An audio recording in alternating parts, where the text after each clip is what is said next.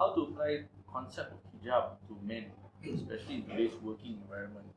So I don't know where this is coming from, but it's interesting because he linked hijab with men. Because our common understanding of hijab is the thing that you wear on your head. Yeah. But actually that is called tudung kan. That is called a headgear.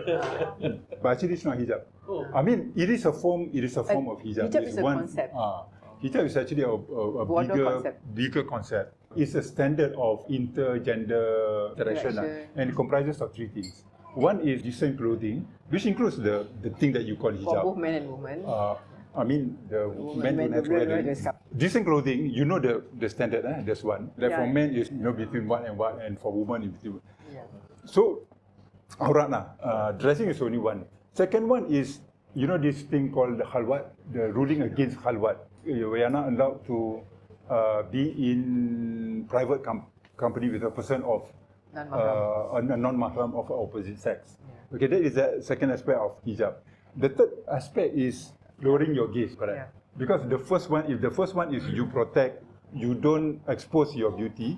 The third one is you don't go and probe other people's beauty. So it means that everybody must do this, both men and women. Because even the dressing also, it's not only the woman, and especially the third one, probing of the eye, usually is the man, right? Yeah. Women usually don't bother to probe into men's beauty. So it's about observing these three factors of the hijab lah. And you notice that these guidelines are meant to provide us the ground rules for what? For us to interact actually. You understand what I mean? In the Arab countries, the segregation is very strict. You can't even be in this room. Right. Yeah. That is not how hijab is supposed to be. The whole concept of hijab is to make sure that when you meet, the possibility of any sexual impropriety does not happen. And it is introduced so that you will interact. Man is supposed to know about woman is supposed to know about man. That is when you appreciate each other. But while in the process of knowing each other, you do not have the opportunity to go into the sexual impropriety. So I would think in the modern world, especially you're a working woman and you end up in a meeting room with your male colleague and they're just two of you. So the practical tips, I mean, knowing this concept is that, for example, I mean, you're properly dressed and then you have some distance. And also, I would think the conduct is important. You don't that kind of thing. You must actually, I remember Ustaz would say that, Ustazah, that if you talk to a man, you must actually be very straightforward and very formal.